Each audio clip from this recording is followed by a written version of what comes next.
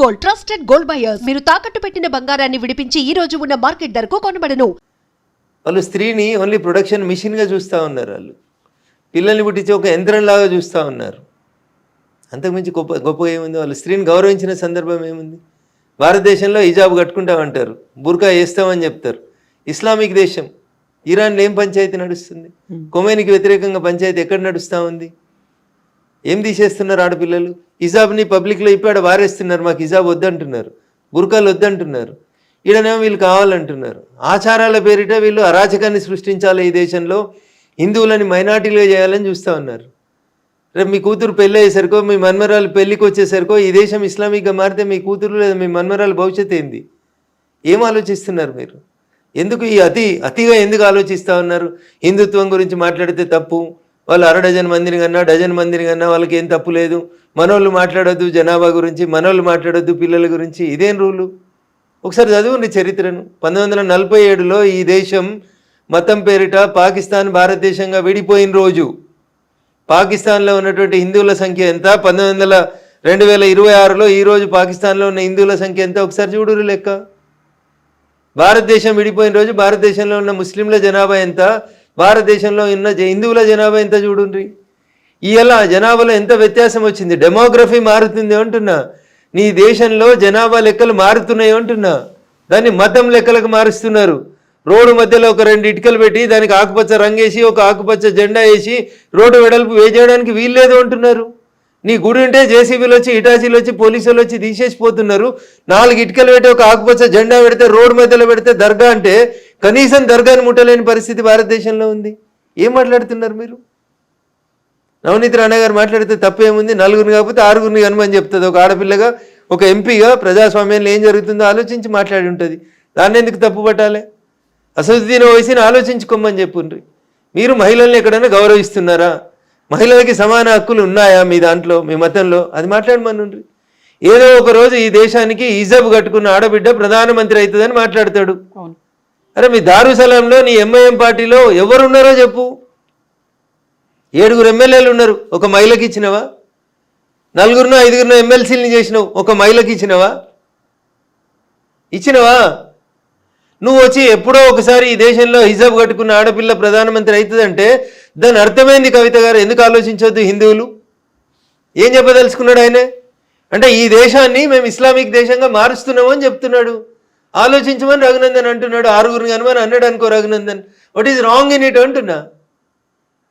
నీ ఆడపిల్లల్ని కాపాడుకోవడానికి, నీ మతాన్ని కాపాడుకోవడానికి, ఈ దేశ అస్తిత్వాన్ని కాపాడుకోవడం కోసం కనాల్సిన సందర్భం వస్తే కనుమని చెప్తాం. దాన్ని తప్పుపట్టే అధికారం ఎవరికి ఉంటుంది? ఒక ప్రధానమంత్రి అయితే ఇస్లామిక్ కంట్రీ అంటున్నారు. అదే ప్రెసిడెంట్స్ కూడా మన దగ్గర ఉన్నారు కదా. కలాం కూడా ఆయన ప్రెసిడెంట్ అయ్యాడు కదా.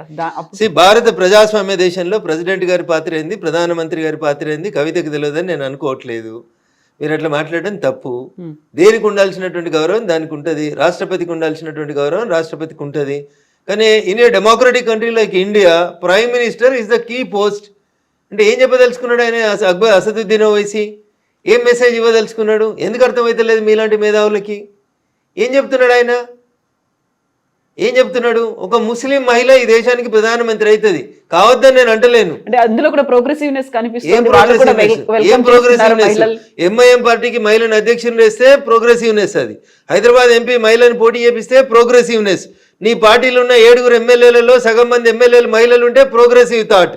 నీవు నామినేట్ చేసినటువంటి 4 ఎమ్మెల్సీలలో 2 ఎమ్మెల్సీలు మహిళలు ఉంటే అది ప్రోగ్రెసివ్ థాట్.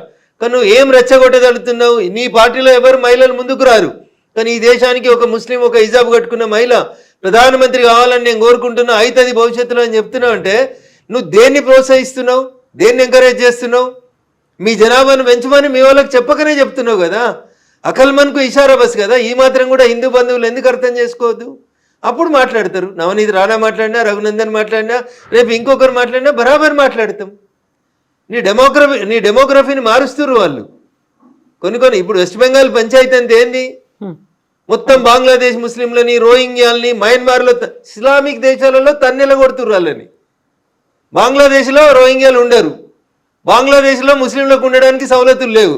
వాళ్ళకి సవలతులు ఏడున్నాయి? భారతదేశంలో ఉన్నాయి. వెస్ట్ బెంగాల్కి వచ్చి ఆ మమతా బెనర్జీ గారు ఆధార్ కార్డు ఇస్తారు, అది తీసుకొని వచ్చి హైదరాబాద్లో పనిచేస్తారు. హైదరాబాద్లో రోహింగ్యాల కాలనీ వస్తుంది. కాంగ్రెస్ ముఖ్యమంత్రి వీఆర్ సెక్యులర్ అంటాడు. కాంగ్రెస్ ముఖ్యమంత్రి జూబ్లీ హిల్స్ ఎలక్షన్స్ అప్పుడు ఒక అడుగు ముందుకేసి కాంగ్రెస్ అంటే ముస్లిమ్స్, ముస్లిమ్స్ అంటే కాంగ్రెస్ అంటాడు. కరెక్ట్ చెప్పిండు రేవంత్ రెడ్డి గారు, ప్రత్యక్షంగా చెప్పినా పరోక్షంగా చెప్పినా. ఇందిరమ్మ భర్త ఫిరోజ్ గాంధీ గారు, వాళ్ళకంటే ముందు మాదంతా ముస్లిం మతం, మేమంతా అదే జాతీయులం, మా నాయకులంతా ముస్లింలే అని చెప్పకనే చెప్పిండు. అర్థం కావాల్సింది హిందువులకి, ఆలోచించాల్సింది హిందూ సమాజం.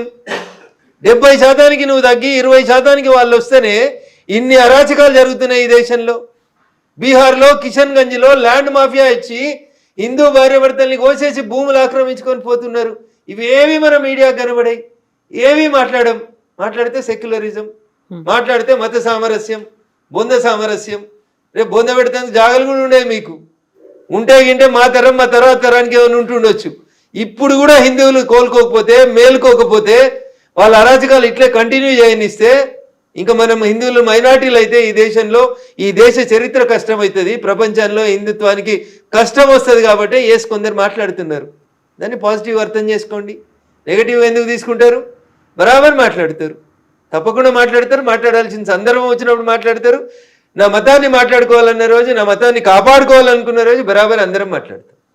కాకపోతే బీజేపీ అనగానే హిందూ మతం గురించి, కాంగ్రెస్ అంటే ముస్లిం అన్నట్టుగా అదే ముస్లింలకు అన్యాయం చేసినామా? మేము ఎక్కడన్నా సిలిండర్లు ఇచ్చేటప్పుడు మీరు ముస్లిం కాబట్టి మీకు సిలిండర్ ఇవ్వద్దని చెప్పినామా?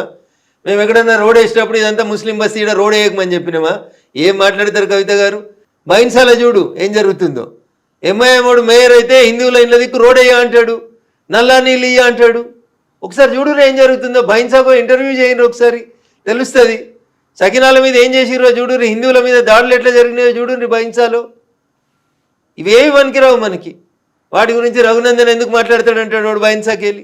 ఎవరు మాట్లాడాలి? రఘునందన్ మాట్లాడకపోతే నువ్వు మాట్లాడు. బైన్సాలు ఉన్న హిందువులు మాట్లాడుండ్రి. బైన్సా పీస్ఫుల్గా ఉందా చెప్పుండ్రి. బైన్సాలో హిందువులు ముస్లింల సంఖ్య సమానమైనప్పుడు హిందువుల పట్ల ముస్లింల వ్యవహారం ఎట్లుందో అడుగుండ్రు ఒకసారి. ఇవెందుకు అడిగారు? ఇవెందుకు ఆలోచించారు? ఒక్కసారి ఎవరో ఒకరు మాట్లాడగానే దాన్ని భూతద్దంలో పెట్టి ఎందుకు చూస్తుంది మీడియా? బరాబర్ మాట్లాడతాం. నా మతానికి కష్టం వచ్చినప్పుడు, నా మతం మీద దాడి జరుగుతున్నప్పుడు, ఈ మతం ఉనికికే ప్రమాదం వచ్చినప్పుడు మాట్లాడకపోతే ఇంకెప్పుడు మాట్లాడతారు? ఇంత మాట్లాడుతున్నటువంటి ఆర్ఎస్ఎస్ చీఫ్ మోహన్ భాగవత్, ఆయన పెళ్లి చేసుకోలేదు, ఆయనకు పిల్లలు లేరు, బట్ వాళ్ళే ఎందుకు మాట్లాడుతున్నారు? ఇప్పుడు మీకు బాధ్యత లేదు, మీరు బాధ్యతగా వ్యవహరించారు. బాధ్యతగా ఉండాల్సిన మీడియా బాధ్యత తీసుకోదు. వారు ఈ దేశం కోసం తన జీవితాన్ని అంకితం చేసి దేశం కోసం పనిచేస్తూ ఏది మంచి ఏది చెడు అని చెప్తున్నారు. హిందుత్వాన్ని కాపాడకపోతే ఏం నష్టం జరుగుతుందో చెప్తున్నారు. దానికి పెళ్ళే కావాల్సిన అవసరం ఏముంది? 4 పెళ్లిళ్ళు చేసుకున్నటువంటి అసదుద్దీనో 5 పెళ్లిళ్ళు చేసుకున్నటువంటి ఇంకొక ఆయన్నో వాళ్ళ మతం గురించి మాట్లాడతలేరా? ఆడ తప్పెందుకో కనబడతలేదు మీకు. మరి వీడు ఏకపత్ని వ్రతుడు కాదు, వీడు ఇట్లా సిద్ధాంతాలు వల్లిస్తాడని చెప్పిరా? మీరు పెళ్లి చేసుకోకపోవడం నేరమా? దేశం కోసం జీవితాన్ని అంకితం చేయడం నేరమా? అట్లాంటి వాళ్ళు అంకితం చేసిరు కాబట్టి మీలాంటి వాళ్ళు కళ్ళు తెరుచుకోవాలని కోరుకుంటున్నాం కదా. కాకపోతే వాళ్ళు మాట్లాడుతున్నారు, వాళ్ళకి లేరు, వాళ్ళు పెళ్లి చేసుకోలేదు కదా, ఇంకొకరిని ఎవరినో కనమని చెప్పే బదులు వాళ్ళ ఇంట్లో వాళ్ళు చూసుకోవచ్చు కదా అనే ఒక మాట ఉంటుంది కదా. తప్పేముంటుంది దాంట్లో అంటున్నా. వాళ్ళు 100% ఈ దేశ హితం కోరుతూ మాట్లాడుతున్నారు. వాళ్ళు హిందూ సమాజ హితం కోరి మాట్లాడుతూ ఉన్నారు. దాంట్లో వారికి స్వార్థం ఎక్కడుంది? రఘునందన్ రావు వారికి ఒక కుటుంబం ఉండి, వారికి ఒక కొడుకునో ప్రధానమంత్రినో ముఖ్యమంత్రిని చేయాలనే స్వార్థం ఉండి మాట్లాడితే దాన్ని తప్పు పట్టాలి. అరే నేను పుట్టింది ఈ దేశం కోసం, నేను చచ్చేది ఈ దేశం కోసం అని అన్నీ వదిలేసి సర్వసంగ పరిత్యాగులై 24/7 ఈ దేశం కోసం, హిందుత్వం కోసం ఆలోచించే మోహన్ భగవత్ గారులను పట్టుకొని మీరు పెళ్ళి ఎందుకు చేసుకోలేదు, మీరు మాకు ఎందుకు బోధిస్తున్నారు అని అడిగితే నన్ను అడుగుమంటే ఇంకో మాట్లాడుతా. అన్నం తింటురా గడ్డి తింటురా అని కూడా అడుగుతాను నేను. వారు ఏం చెప్తున్నారు? వారి కోసం పనిచేయమని అడుగుతుండ్రా? జెండా కోసం పనిచేయమని అడుగుతుర్రా? దేనికోసం పనిచేయమని అడుగుతున్నారు? ఎవరి కోసం పనిచేయమని అడుగుతుండ్రు? ధర్మాన్ని రక్షించమని చెప్పురు. ఆ ధర్మం ప్రపంచానికి అవసరం అని చెప్తున్నారు. దాంట్లో తప్పేం కనబడింది మీకు? మీకు కూడా ఒకరే. సో నేను తెలియక చేసిన పొరపాటు, అది సరిదిద్దుకోవడానికి అవకాశం వచ్చింది కాబట్టి నా కూతురికి చెప్పిన, 3 గాను 4 గాను పెట్టాను. ఇప్పుడు 2 ఆడపిల్లలు, ఆ తర్వాత ఇంకిద్దరినైనా కానీ తల్లి అని చెప్పినాను. నష్టమేం లేదు అని చెప్పినాను. What is wrong in it? నేను పొరపాటు చేసినాను, నాకు తెలియక చేసినాను, నేను సరిదిద్దుకుంటున్నాను. That's great. Yeah, what is she saying? ఏమంటున్నారు మీ అమ్మాయి? ఓకే అన్నది, దానికి తప్పేముంది, చేస్తా డాడీ అన్నది. Okay, that's great. Best wishes to her. Thank you. So ఇప్పుడు మనం కొంచెం హిందువుల దగ్గర నుంచి పక్కకు వచ్చేస్తే, గాదే ఎన్ఐఏ అరెస్ట్ చేసిన తర్వాత వచ్చినటువంటి రాజ్యం పెట్టినటువంటి కష్టంలో భాగంగా ఇప్పుడు ఆయనకి బెయిల్ రావట్లేదు. ఒక అనాథలకి ఆయన అమ్మా నాన్నగా ఉండి సేవలు చేస్తున్నారు. ఇప్పుడు రీసెంట్గా వాళ్ళ మదర్ కూడా చనిపోయారు నిన్న సాయంత్రం. సో ఆయన రిలీజ్ చేస్తారా చెయ్యరా? రాజ్యమే చంపింది వాళ్ళ అమ్మని అనేటువంటి కామెంట్స్. ఎక్కువ ఫ్రీడమ్ ఆఫ్ స్పీచ్ ఇస్తే ఎక్కువ మాట్లాడనిస్తే ఇవే మాట్లాడతారు. ఓకేనా తల్లి? ఇంతకంటే ఎక్కువ దాని గురించి నేను మాట్లాడాల్సింది ఏం లేదు. సోషల్ మీడియాలో వచ్చింది, నేను మిమ్మల్ని అడుగుతున్నాను. పోలీసు వాళ్ళని చంపిన రోజు రాజ్యం లేదా? ఎవడిచ్చింది నీకు అధికారం? ఏ డెమోక్రసీ ఇచ్చింది? పోలీసు వాళ్ళని చంపే అధికారం నీకెక్కడిది? నువ్వు మంచిగా ఉండాలి కానీ నీ పక్కింటోడు తుపాకీ పట్టుకొని పోవాలనే ఉద్బోధన నువ్వెట్లా చేస్తావు? మోహన్ భాగవత్ గారు అది చేస్తలేరు కదా. ఆయనే దేశం కోసమే పనిచేస్తుండు, మనల్ని దేశం కోసమే పనిచేయమని అడుగుతున్నారు. వీళ్ళేం చేస్తారు? వీళ్ళు సమాజంలో పెద్ద మనుషులం, పేరున్నోళ్ళం అని పేరు తెచ్చుకోవాలి, వీళ్ళు మాత్రం పక్కింటోళ్ళ పిల్లని జడగొట్టి తుపాకీ పట్టుకోమని జడగొట్టాలి. ఇదా మీరు చెప్పేది? దానికి రాజ్యం హింస చేసిందా? ఏ రాజ్యం గురించి మాట్లాడుతురు? ఏ రాజ్యాంగం గురించి మాట్లాడుతురు? అంబేద్కర్ గారు రాసిన రాజ్యాంగం మిమ్మల్ని తుపాకీ పట్టుకోమనేదా? అంబేద్కర్ గారు రాసిన రాజ్యాంగం ప్రజల చేత ఎన్నుకోబడినటువంటి ప్రభుత్వాన్ని కూలదోయమని చెప్పిందా? అది ప్రజాస్వామ్యం కాదా? మీరు అంబేద్కర్ గారి కంటే ఎక్కువ ఆలోచిస్తారా? మీకు అంత తెలుసా డెమోక్రసీ? మీరు అంత చదివిరా భారత రాజ్యాంగాన్ని? ఏది పడితే అది మాట్లాడడం ఫ్యాషన్ అయిపోయింది రిపోర్టర్ మిత్రులందరికీ. ఏం చెప్పింది? రాజ్యం హింస చేసిందా? ఇప్పుడు నేను మిమ్మల్ని కత్తిపెట్టి పొడుస్తుంటే మీరు నన్ను పొడవరా? కత్తిపెట్టి పొడుస్తుంటే సంపేరే నిల్చుంటారా? ఏం మరి నేనైతే నిల్చు. బట్ పవర్ ని మిస్యూజ్ చేస్తున్నారు అనే మాట మీకేం తెలుసు పవర్ గురించి? వాళ్ళ జైలుకు పోతున్నటువంటి పెద్ద మనుషుల్ని ఏం పని చేయమని చెప్పింది సమాజం, ఏం పని చేయమని చెప్పింది రాజ్యాంగం, వాళ్ళు ఏం చేస్తారో మీకు ఏం తెలుసు? ఏం తెలుసు అంటున్నా? ఏం తెలుసు అని మాట్లాడుతున్నారు మీరు? ఎవరి గురించి తెలుసు మీకు? చనిపోయిన ప్రొఫెసర్ గురించి తెలుసా? బతుకున్న ఇన్నయ్య గారి గురించి తెలుసా? ఎవరి గురించి తెలుసు మీకు? ఏం తెలుసు మీకు? ఏం తెలుసు చెప్పుర్రి? వాళ్ళు ఏం పని చేసిరో చెప్పుర్రి. ఏం తెలియకుండా ఏదో మీదికి చూసుకొని వచ్చి మాట్లాడితే ఎట్లా? ఒకసారి డీప్గా పోయి చూడుండ్రి. వాళ్ళు పుట్టింది ఎక్కడ, పెరిగింది ఎక్కడ, వాళ్ళు ఏం చేసిరు, వాళ్ళ జీవితకాలంలో ఏం జరిగింది ఒకసారి గమనించుండ్రి. ఏం తెలుసు అని మాట్లాడతారు? భారత రాజ్యాంగాన్ని గౌరవించిన వాళ్ళని రాజ్యాంగం ఎట్లా గౌరవిస్తుంది? భారత రాజ్యాంగం మీద విశ్వాసం లేదు, ప్రజల చేత ఎన్నుకోబడిన ప్రభుత్వం మీద విశ్వాసం లేదు, మేము ప్రభుత్వాన్ని కూలదోస్తాం, ప్రభుత్వం మీద తుపాకులు పట్టుకొని యుద్ధం చేస్తాం అంటే ఏం చేయాలి ప్రభుత్వం? ఏం చేయాలి ప్రభుత్వం? ఏం చెప్పారు అంబేద్కర్ గారు? 5 ఏళ్ళకి ఒకసారి ఓటేయమన్నారు. మీ ఓటుకి ఎంత విలువ ఉందో నా ఓటుకు అంతే విలువ ఉంది అన్నారు. ధనవంతుని ఓటుకు అంతే విలువ ఇచ్చిర్రు, బలహీనుని ఓటుకు అంతే విలువ ఇచ్చిర్రు, ఆడబిడ్డల ఓటుకు అంతే విలువ ఇచ్చిర్రు, మగవాళ్ళ బిడ్డ ఓటుకు అంతే ఇచ్చిర్రు. ఆ డెమోక్రటిక్ వేలో ఎన్నుకోబడినటువంటి భారత ప్రభుత్వాన్ని ఎవరో 4 లేదా 40 మంది లేదా 4000 మంది తుపాకులు కట్టుకొని కూలగొడతాం, కాల్చేస్తాం, పడగొడతాం, అమాయకులందరినీ చంపేస్తామంటే చూస్తూ కూర్చోవడాన్ని రాజ్యం ఎట్లా అంటారు? రాజ్యం డ్యూటీ చేయాల్సిందే కదా. భారత రాజ్యాంగం ఏం చెప్తుంది? ప్రజల చేత ప్రజల కొరకు ప్రజలే ఎన్నుకున్నటువంటి ప్రభుత్వం ప్రజల్ని కాల్చేస్తుంటే ఏం చేయాలి? కాల్చేస్తుంటే చూస్తూ కూర్చోవాలా? ఏంది రాజ్యం బాధ్యత? ఏంది? మీకు ప్రొటెక్షన్ ఇచ్చుడు కాదా? మిమ్మల్ని ఇట్లా మాట్లాడిస్తుంది అంటే ప్రభుత్వమే కదా మీకు రక్షణ ఇస్తుంది కాదా? భారత ప్రజాస్వామ్యానికి వ్యతిరేకంగా మాట్లాడుతున్న వాళ్ళని, హింసని ప్రేరేపిస్తున్న వాళ్ళని, నేను మంచిగా ఉండాలి కానీ పక్కింటోడు తుపాకీ పట్టుకోవాలని కోరుకునేటోళ్ళని ఖచ్చితంగా రాజ్యం శిక్షిస్తుంది. సో ఇప్పుడు అందులో మీరున్నా, ఎవరున్నా, ఎల్లయ్యున్నా, మల్లయ్యున్నా శిక్షించబడతాడు. జనజీవన స్రవంతిలోకి వచ్చారు. ఆ తర్వాత 100కు పైగా పిల్లలకి ఆయన ఒక ఆశ్రమం కట్టించి చేస్తున్నారు. ఒక సేవలు చేస్తున్నటువంటి ఒక పర్సన్ ని తీసుకెళ్లిపోయారు. So I don't want to comment anything more than this. Okay, మీకేం తెలియదు కాబట్టి మీరు అట్లా మాట్లాడుతున్నారు. మాకు తెలుసు కాబట్టి మేము మాట్లాడదు కాబట్టి మాట్లాడతలేదు. ప్రభుత్వం తన పని తాను చేసుకోబోతుంది. ప్రస్తుతం వారి కేసు కోర్టు ముందు ఉంది. నేను ఇంతకంటే ఎక్కువ మాట్లాడలేదు. సో ఫోన్ ట్యాపింగ్ కేసు కూడా ఇప్పుడు మళ్ళీ కేసు సుప్రీంకోర్టు దగ్గరే ఉంది. ఆయనకు బెయిల్ ఇవ్వాలా వద్దా అనేది ఇప్పుడు ప్రభాకర్ రావు సిఐబి మాజీ చీఫ్ ఆయన దగ్గర ఏమవుతుంది అనుకుంటున్నారు ఈ కేసుల్లో? జడ్జి గారు ఏం చెప్తే జరుగుతుంది. Oh no, not that bail case, overall గా ఏం జరగబోతుంది? ఫోన్ ట్యాప్ ఏం జరగదు, ఇలాగే స్టేటస్ కోర్ అట్లనే ఉంటుందా? సినిమాలు నడిచినట్టు పుష్ప 1, పుష్ప 2, పుష్ప 3 నడిచినట్టు, లేకపోతే కోడలు దిద్దిన సంసారం, అత్త దిద్దిన సంసారం అని తెలుగు సీరియల్ టీవీలలో నడిచినట్టు, అట్లా పేపర్ వాళ్ళకి వార్తలు అయినప్పుడు ఒక బ్రేకింగ్ అన్నట్టు, ప్లేట్ బ్రేకింగ్. రఘునందన్ రావుకి నోటీసులు ఇచ్చిన సిట్ అంతే. ఇంకా ఏమైనా జరిగేది ఉంటే 2 ఏళ్ళకెళ్ళి ఎందుకు జరగలేదు? బువ్వ ఉడికిందా లేదా 2 మెతుకులు చూస్తే తెలుస్తుంది. ఈ ప్రభుత్వం ఏం చేస్తుందా చేయదా అనేది గరణి పడుతుంది కదా. 2 ఏళ్ళకెళ్ళి దిగుతూనే ఉన్నారు కదా. 1వ సిట్టు, 2వ సిట్టు, 3వ సిట్టు, 4వ సిట్టు, ప్రభుత్వం పోతుంది, అయిపోతుంది. ఇంకో 3 ఏళ్ళ పడేది ఇట్లనే కంటిన్యూ అవుతుంది. అంతకంటే గొప్పగా ఏమవుతుందని మీరు కలగంటారు చెప్పురు. నేను చెప్తా, ఏం చేయగలుగుతారు వాళ్ళు? ఏం చేయలేరు. ఎందుకంటే ఇప్పుడు వాళ్ళు కూడా ట్యాపింగ్ చేస్తారు కాబట్టి. మీది అవుతుందా? అవుతుంది, డెఫినెట్గా అవుతుంది. నా ఫోన్ ట్యాప్ కదని మీరు ఎందుకు అనుకుంటారు? అప్పుడు వాళ్ళు చేసిరు, ఇప్పుడు వీళ్ళు చేస్తున్నారు. కాకుండా మీరు ఇప్పుడు బీజేపీ ఎంపీగా ఉన్నారు, రాష్ట్ర ప్రభుత్వం అయితే ఏమవుతుంది? అప్పుడు బీజేపీ రాష్ట్ర అధ్యక్షుడు ఉన్న బండి సంజయ్ ఫోన్ ట్యాప్ చేయలేదా?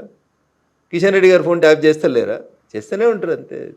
వాళ్ళకి నచ్చకపోతే అది ఒక రకమైనటువంటి ఇది అన్నట్టు పోలీసులు చేసేటువంటి ఒక డ్యూటీ అది అంతే. సో మరి మీరెందుకు కంప్లైంట్ చేయలేదు, లేకుంటే దానికి సంబంధించి మీరు ఎందుకు అందరికంటే ముందు మాట్లాడలేదు? మాట్లాడింది నేనే. No, ఇప్పుడు మీద అవుతోంది, ఏం ఇప్పుడు కూడా మాట్లాడతాం? ఇప్పుడు ఏం కూడా చేస్తాం? అవుతోంది ఏం అనేది. చేస్తలేమో అంటారు, చేస్తలేమో అని చెప్తారు అంతే. ఏం చేస్తారు ఇంకా అంతకంటే. అప్పుడు పాత ప్రభుత్వం అదే చెప్పింది, ఇప్పుడు ఈ ప్రభుత్వం కూడా అదే చెప్తుంది. దాంట్లో తేడా ఏముంటుంది? ఏముండదు. సో ఈ కేసులు ఇవన్నీ ఎప్పుడు బయటకు వస్తాయి మరి? ఇప్పుడు జరిగేటువంటి ఏం విషయాలు, రావు. ఫోన్ ఏం ట్యాపింగ్ బయటకు వస్తాయి అనుకుంటారు మీరు? ఏం జరగదా? ఏం బయటికి రావు, ఎవరిని ఉరి తీయరు అంతే. వాళ్ళు వీళ్ళని తిడతారు, వీళ్ళు వాళ్ళని తిడతారు, వాడు కొట్టినట్టు చేస్తాడు, వీడు ఏడిచినట్టు చేస్తాడు. అంతకుమించి వాళ్ళిద్దరు ఏం చేసేది ఉండదు. కాంగ్రెస్ టీఆర్ఎస్ రెండు తోడు దొంగలే, ఏం చేయలేరు వాళ్ళు, ఏం చేయరు. ఏమన్నా చేస్తే మేము అధికారంలోకి వచ్చినాక చేస్తాం, వాళ్ళని ఇద్దరిని మడతేస్తాం, మేమే ఇస్తాం. కేవలం రాజకీయంగా టైం పాస్ అంతేనా? ఇప్పుడు టీఆర్ఎస్ చేసిందంటే ఇప్పుడు కాంగ్రెస్ చేస్తుందని. వేరే పార్టీలలో ఉన్నటువంటి రాజకీయ నాయకుల్ని వేధించేందుకు వాడుకునేటువంటి ఒక వెపన్ అది అంతే, అంతకుమించి వాళ్ళు చేసేది ఏమన్నా. So Congress party 2 years complete చేసుకుంది ఇక్కడ గవర్నమెంట్ని, రేవంత్ సర్కార్. ఏమనిపించింది ఈ 2 ఏళ్ల పాలన మీకు? మళ్ళీ 20 ఏళ్ళ దాకా అధికారంలోకి రాకుండా పాలిస్తున్నాడు. మళ్ళీ 20 ఏళ్ళు ఎవడు చేయి గుర్తు కోట వేయకుండా పరిపాలిస్తున్నాడు. మళ్ళీ నెక్స్ట్ కూడా మేమే వస్తాము అనేటువంటి మాటను బహిరంగ సభల్లో ఆయనే చెప్తున్నారు. అట్లా చెప్పకపోతే ఏం చెప్తారు? రేపే మా ప్రభుత్వం పడిపోతుందని చెప్తారా? అట్లా చెప్తే ఈ 3 ఏళ్ళు కూడా నడవదు కదా సంసారం. ఓకే, రేపు చచ్చిపోయేటాడు కూడా రేపు నేను ముఖ్యమంత్రిని అవుతానే చెప్తాడు. అట్లా చెప్పడం అది ఆశ అంతే, అట్లే చెప్తారు. అంతేగాని రేపు మేము మళ్ళీ అధికారంలోకి రామని చెప్పిండు అనుకోరు రేవంత్ రెడ్డి గారు, ఈ 3 ఏళ్ళు గవర్నమెంట్ నడుస్తుందా? నడుస్తుందా చెప్పుండ్రి? నడవనియరు. అందుకని అట్లే చెప్పాలి. ఆ కుర్చీలో మీరు కూర్చుంటే కూడా అదే చెప్తారు. ఇంకో గంట అయితే పదవి వీకేస్తారంటే కూడా నేనే ముఖ్యమంత్రిని అని చెప్తారు. కర్ణాటక చెప్తలేరు, సిద్ధరామయ్యను శివకుమార్. ఎప్పుడు మారుతుందో తెలియదు. మ్యూజికల్ చైర్స్ అట్లే చెప్తూనే ఉంటారు వాళ్ళు, ఇద్దరు చెప్తూనే ఉంటారు. అధిష్టాన నిర్ణయమే తుది నిర్ణయం అని. సో ఇక్కడ 3 ఏళ్ల పాటు రేవంత్ రెడ్డి ఉంటారా మరి? ఉంటారనే అనుకుంటున్నా. ఓకే, వాళ్ళకి అంతకంటే మంచి ఆప్షన్ కనబడుతుందని నేను అనుకుంటలేదు. సో నెక్స్ట్ వచ్చేది మేమే అనేటువంటి మాట అటు కాంగ్రెస్ చెప్తోంది, ఇటు బీఆర్ఎస్ కూడా చెప్తుంది. బీఆర్ఎస్ఆ అంటే టీఆర్ఎస్ పార్టీయా బీఆర్ఎస్ఆ ఏమంటారు మీరు? టీఆర్ఎస్ బీఆర్ఎస్ అయింది. బీఆర్ఎస్కు ప్రజలు సిఆర్ఎస్ ఇచ్చారు, కంపల్సరీ రిటైర్మెంట్ స్కీమ్ ఇచ్చారు. నేను ఇప్పుడు చెప్తలేను ఈ మాట, ఎన్నికల కంటే ముందే చెప్పిన, పార్లమెంట్ ఎన్నికల కంటే ముందు చెప్పిన, అసెంబ్లీ ఎన్నికల కంటే ముందు చెప్పిన. అసెంబ్లీలో ఏదో అట్లా మామ అనిపించుకున్నారు, పార్లమెంట్లో మొత్తం సిఆర్ఎస్ కంప్లీట్ రిటైర్మెంట్ స్కీమ్కి ప్రజలు బలవంతం చేసి వాళ్ళకి రిటైర్మెంట్ స్కీమ్ ఇచ్చేసారు. 17లో పెద్ద 0 ఇచ్చేసారు వాళ్ళకి. సార్ని ఫామ్ హౌస్కి పరిమితం చేసారు. ఇంకా బీఆర్ఎస్ ఎక్కడిది? సార్ లేడు, బీఆర్ఎస్ లేడు. బీఆర్ఎస్ ఒకవేళ బతుకుదామని అనుకున్నా కానీ ఆడ మా చెల్లె బయలుదేరింది కదా. అట్లా మా వాళ్ళు మంచోళ్ళు కాదని నేను చెప్పినా అనుకోని, రఘునందన్ బీజేపీ కాబట్టి విమర్శిస్తుండని అనుకుంటుంది. కేటీఆర్ నువ్వుగా ట్విట్టర్కే పరిమితమైన ట్విట్టర్ టిల్లో అని నేను అన్నా అనుకోరు, అది రాజకీయ ఆరోపణ అవుతుంది. అదే కవిత చెప్పింది అనుకోర్రి, మా అన్నకి ఏం శాత కాదు ట్విట్టర్లో పెట్టుడు తప్పితే ప్రజలకు వచ్చి ఉద్యమం చేయరని కవిత అన్నది అనుకోరు, జనం ఏం అర్థం చేసుకుంటారు? రఘునందన్ రావు నోట్లకి ఎలా మాట వస్తే వీడు రాజకీయంగా అంటుండే అనుకుంటారు. కవిత అంటే కవిత చెప్పింది వాస్తవమే, కవిత ఆ ఇంట్లోకెళ్ళి వచ్చిన బిడ్డ కదా, కవిత చెప్పిందంటే కరెక్ట్ అనుకుంటా. కవిత చెప్పిన మాటలన్నీ కరెక్టే అని మీరు అనుకుంటున్నారా? నేనైతే అనుకుంటున్నా, మీరు అనుకుంటలేరా? అందులో టీఆర్ఎస్ నుంచి బీఆర్ఎస్ దాకా ఎందుకు మార్చారో అనే మాటతో పాటుగా కేసీఆర్ బయటికి రాకపోతే అరే మీరు అంత స్మూత్ గా మాట్లాడుతున్నారు. ఏం బీకి కట్టలు కట్టిరని మీరు తెలంగాణ నిడిచిపెట్టి దేశంలో రాజకీయం చేస్తామని ఒక ఆడపిల్ల అడిగింది. ఎవడన్నా ఉంటే చెప్పురు సమాధానం దానికి. తెలంగాణలో మీరు తెలంగాణకి ఏం పీకి కట్టలు కట్టిరని ఏదో టీవీ ఛానల్ ఇంటర్వ్యూలో చెప్పలే కవిత గారు. ఆ కవిత నిండు శాసన మండలిలో చెప్పింది, on the floor of the house చెప్పింది. దానికి ఒక్కడన్నా సమాధానం చెప్పిండా? ఎందుకు పంజాబ్లో రైతులకు పైసలు ఇచ్చిరో అని అడిగింది, చెప్పిర్రా? తెలంగాణలో రైతులు చచ్చిపోతే ఏం చేసిరో అని అడిగింది, తెలంగాణ ఉద్యమకారులకు ఏమి ఇచ్చిరో అని అడిగింది. సరిపోదా సమాధానం? మూతోడు ప్రశ్నలు అడుగుతుంది కదా. శంకరమ్మ అనేటువంటి మలిదశ తెలంగాణ ఉద్యమాన్ని మలుపు తిప్పినటువంటి సోదరుడు శ్రీకాంతాచారి తల్లిని టీఆర్ఎస్ ఎలియాస్ బీఆర్ఎస్ ఎట్లా వంచింది కవిత అంటే, ఇక్కడ గన్ పార్క్లో నిలబెట్టి కాల్ చేయాలి వాళ్ళని, 2 గన్మెన్లను పంపించి.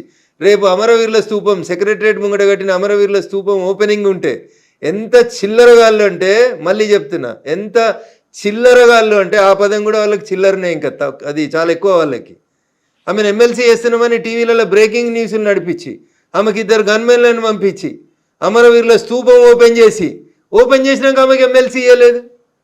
ఇంతకంటే నీతి మాలినటువంటి పార్టీ ఏమైనా ఉంటుందా చెప్పుండ్రి?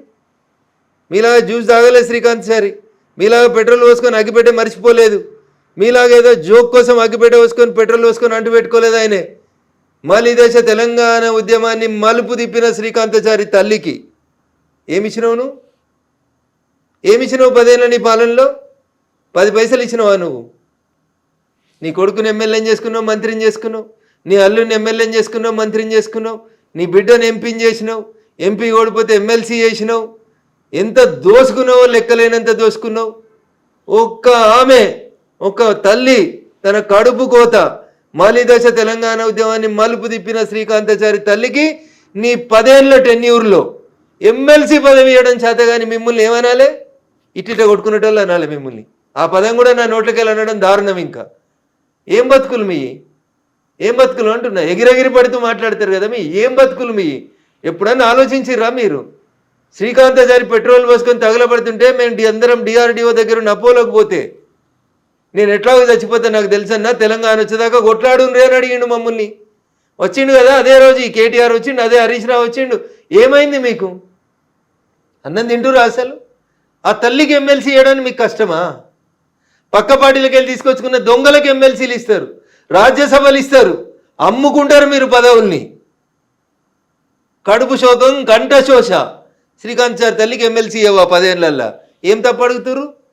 ఎవరు తప్పు అడుగుతురు? నీ బిడ్డను తీసుకొచ్చి ఆగమాగం ఎమ్మెల్సీ చేస్తావు కదా. శంకరమ్మని ఎందుకు చేయవు? నువ్వు ఇచ్చిన రాజ్యసభలు ఎవరికి ఇచ్చినావు? ఎవరు రాజ్యసభలు? నీకు పైసలు ఇచ్చేటోళ్ళు, నీకు దోషి పెట్టేటోళ్ళు, నీకు కంపెనీలు ఇచ్చేటోళ్ళు, గీళ్ళకి నువ్వు రాజ్యసభలు ఇస్తావు. ఎందుకు శంకరమ్మకి ఎందుకు వెళ్ళా రాజ్యసభ? ఏం తక్కువ చేసింది మలిదశ తెలంగాణ ఉద్యమానికి శంకరమ్మ? సో ఇప్పుడు మీరు ఒక మాట ఈ మధ్య కాలంలో అన్నారు, ఘర్ వాపసి, బీజేపీని వదిలి కాంగ్రెస్ లోకి వెళ్ళిన వాళ్ళు మళ్ళీ తిరిగి వస్తున్నారు, వచ్చే ఆలోచన నేను వస్తున్నారు అని చెప్పలే, వచ్చిర్రు అని చెప్పలేదు, రావాలని కోరుకుంటున్నా అని చెప్పిన. ఎందుకంటే మీరు మమ్మల్ని వద్దనుకొని పోయిన తర్వాత జరిగిన పరిణామాలన్నీ మీరు ఆలోచించుకొని విఘ్నతతోటి అక్కడ మీకు ఏం గౌరవం లేదు, గుర్తింపు లేదు కాబట్టి వెనక్కి వస్తే ఇక్కడ కొంచెం గౌరవం గుర్తింపు ఉంటుంది, రండి మిత్రులారా అని చెప్పిన మాట వాస్తవం. కాకపోతే అధికార కాంగ్రెస్ పార్టీని వదిలిపెట్టి మళ్ళీ బీజేపీకి వస్తారంటారా? ఎప్పుడు పుట్టి మునుగుతుందో తెలియనప్పుడు ఆ పుట్టిలో ఎవరు ట్రావెల్ చేస్తారు కవిత గారు? గోదావరి నడి మధ్యలో ఉన్నారు, పుట్టికి రంధ్రం పడ్డది, పుట్టి ఎప్పుడు మునుగుతుందో తెలియదు. అట్లాంటప్పుడు ఎందుకుంటారు అందులో? ఎవరుంటారు? రాజకీయ నాయకుడు అనేటోడు తానున్న పార్టీ బతకాలి, తాను బతకాలి, ప్రజలకు సేవ చేయాలని అనుకుంటే ఆలోచించుకుంటాడు.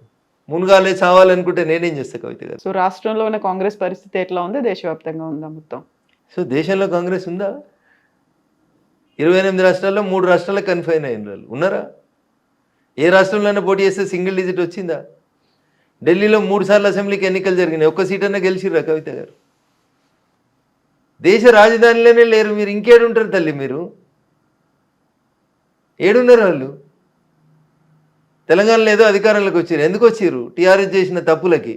భారతీయ జనతా పార్టీ ఆ రోజు కొంచెం 1-2 జరగరాని సంఘటనలు పార్టీలో జరగడం వల్ల అట్లా అయింది. అట్లా అంతకుమించి కాంగ్రెస్ ఎక్కడ తెలంగాణలో?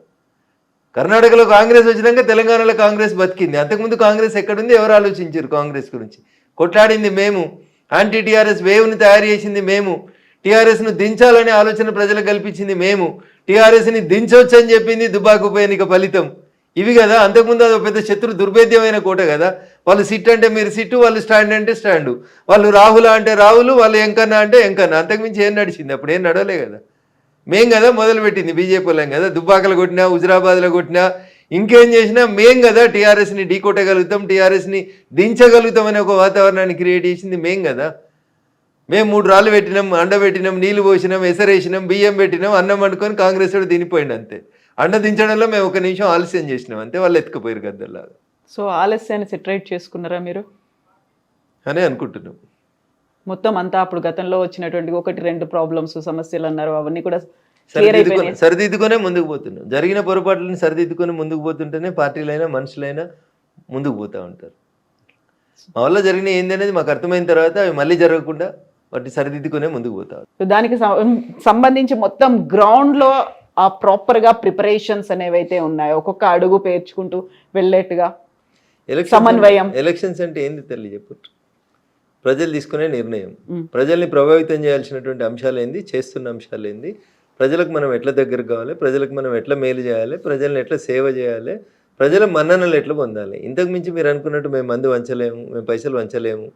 కాబట్టి we have our own limitations. మేము ప్రజల్ని ఎడ్యుకేట్ చేసి ప్రజలకు ఏది మంచి ఏది చెడు అనేది చెప్పి ఎందుకు భాగ్యనగరంలో కాషాయం జెండా ఎగరాలనేటువంటి విషయంలో ప్రజల్లో చైతన్యవంతం తెస్తూ ఉన్నాం. పోయినసారి సెకండ్ లార్జెస్ట్కి వచ్చినాము, ఈసారి ఫస్ట్ లార్జెస్ట్కి వస్తాం, మేమే గెలుస్తామని చెప్తున్నాం. So west Bengal west Bengal మాదే. బీహార్ కంటే ముందు మీరు మాదే అనుకుర్రా? అనుకోలేదు కదా. బీహారు మాదే, వెస్ట్ బెంగాల్ కూడా మాదే. బీహార్కి వెళ్ళి నదులన్నీ వెస్ట్ బెంగాల్ వైపు పోతుంటాయి. సో బీహార్లో మొదలైంది, వెస్ట్ బెంగాల్లో ముగుస్తుంది. Okay. So special intensive revision మీద విపరీతమైనటువంటి కామెంట్లు వస్తున్నాయి, వ్యతిరేకత వస్తుంది, భిన్నమైనటువంటి అభిప్రాయాలు, విమర్శలు ఇవన్నీ కూడా ఉన్నాయి కదా. థర్డ్ ఫేజ్ తెలంగాణలోనే ఉండబోతోంది అనేది ఎలక్షన్ కమిషన్ అనౌన్స్ చేసింది. ఇక్కడ ఎన్ని బోగస్ ఓట్లు ఉన్నాయని మీరు అనుకుంటున్నారు? ఇప్పుడు నేను ఉదాహరణకి నా మెదక్ పార్లమెంట్ పరిధిలో పటాన్చెరు అసెంబ్లీ నియోజకవర్గ పరిధిలో ఐలాపూర్ అనే ఒక విలేజ్ ఉంది. This is an open challenge to the media. నిజంగా మీలో సిన్సియారిటీ ఉండి మీరు అనుకున్నట్టు మిమ్మల్ని మీరు ఫోర్త్ ఎస్టేట్ అయితే, మీరు రాసే వార్తలలో, మీరు చేసే పనిలో మీకు నిజాయితీ ఉంటే, ఐలాపూర్ అనేటువంటి ఒక తాండాలో, ఐలాపూర్ అనే ఒక గ్రామ పంచాయతీలో ఒరిజినల్ ఓటర్లు 1250 ఓటర్లు. ఎన్నికల సందర్భంగా ఆ ఓటర్ల సంఖ్యను 2700 పైచిలకు పెంచారు. సో డబుల్ కంటే ఎక్కువ ఉన్నారు. శ్మశానంకు నెంబర్ వేసి, వాటర్ ట్యాంక్ నెంబర్ వేసి, గ్రామ పంచాయతీకి నెంబర్ వేసి, నేను రాహుల్ గాంధీ గారిలాగా వేగ ఆరోపణ చేస్తలేను. రాహుల్ గాంధీ ఒక ఇంట్లో 290 ఓట్లు ఎట్లుంటాయంటే అమిత్ షా గారు పార్లమెంట్లో సమాధానం చెప్పారు. అట్లా రఘునందన్ సమాధానం చెప్పించుకోవడానికి అబద్ధం కోసం చెప్తలేడు. ఐలాపూర్లో పటాన్చెరు అసెంబ్లీ నియోజకవర్గం పరిధిలోని అమీన్పూర్ మున్సిపాలిటీ కిందికి వచ్చే ఐలాపూర్ అనే గ్రామ పంచాయతీ గతంలో ఉన్నటువంటి దాంట్లో ఒరిజినల్గా 1250 ఓట్లు ఉంటే వాటిని 2750 ఓట్ల దాకా పెంచారు. ఇవన్నీ బోగస్ ఓట్లని అప్పుడున్నటువంటి సర్పంచ్ గారు, ఎంపీ ఎన్నికల కంటే ముందు నేను, జిల్లా కలెక్టర్ గారు, అంటే తహసీల్దార్ గారు, ఆర్డీఓ గారు, జిల్లా కలెక్టర్ గారు, ఆఖరికి రాష్ట్ర ఎన్నికల కమిషన్ కూడా కంప్లైంట్ ఇచ్చినాం కవిత గారు. ఎప్పుడు ఎంపీ ఎలక్షన్. సో ఇవన్నీ కూడా జిహెచ్ఎంసీ ఎలక్షన్స్ ముందే అయితే జరగవు, నెక్స్ట్ రాబోయేటువంటి అసెంబ్లీ ఎన్నికల కోసమే జరుగుతాయి కదా. ఇప్పుడు వచ్చే ఫస్ట్ నుంచి ఏమి ఉన్నట్టుంది కదా, తెలంగాణలో కూడా ఏప్రిల్ 1 నుంచి ఏమి ఉన్నట్టుంది కదా సార్. జరుగుతుంది కంపల్సరీ, అన్ని రాష్ట్రాల్లో జరుగుతుంది, ఇక్కడ కూడా జరుగుతుంది. తెలంగాణ ఏం దానికి అతీతం కాదు, భాగ్యనగరం ఏం దానికి అతీతం కాదు, అంతటా జరుగుతుంది సార్, దేశవ్యాప్తంగా సార్ జరుగుతుంది. ఎవరికి ఇష్టమైనా కష్టమైనా జరుగుతుంది. సో హైదరాబాద్ కంటే భాగ్యనగరం అనడానికే మీరు ఇష్టపడతారా? ఇది భాగ్యనగరం కదా, ఒకప్పుడు భాగ్యనగరం, ఇప్పుడు కూడా భాగ్యనగరం, భవిష్యత్తులో కూడా భాగ్యనగరంగానే పేరు కొనసాగాలని కోరుకుంటాం. మారుతుందా మీ బీజేపీ వచ్చిన తర్వాత? మీ కాదు మన అన్నారు, తప్పకుండా మారుతుంది. నేను అనేది మీ బీజేపీ అన్నా, నేను మన బీజేపీ అని నేను అనలేను కదండి. మీ బీజేపీ వచ్చిన తర్వాత మన హైదరాబాద్ పేరు భాగ్యనగరంకి తప్పకుండా భాగ్యనగరం అయితే. అదొకటేనా? తినబోతు రుచులు ఎందుకు, అధికారంలోకి వచ్చేదాకా సపోర్ట్ చేయండి, అధికారంలోకి వచ్చిన తర్వాత మేము ప్రజల కోసం నిలబడతాం, నెక్స్ట్ సీఎం ప్రజల ఆకాంక్షల కోసం పనిచేస్తాం. నెక్స్ట్ సీఎం ఎవరు? ప్రజలు కోరుకున్న వాళ్ళు అవుతారు, పార్టీ ఆదేశించిన వాళ్ళు అవుతారు. మీరు ఇలా బీసీఓ లేకుంటే వీళ్ళు అవుతారు ఇది అనేది మీరు అనౌన్స్ చేయరు అసలు? రాష్ట్ర పార్టీ తీసుకునే నిర్ణయం కాదు అది, కేంద్ర పార్టీ తీసుకునే నిర్ణయానికి ప్రతి బీజేపీ కార్యకర్త కట్టుబడి ఉంటారు.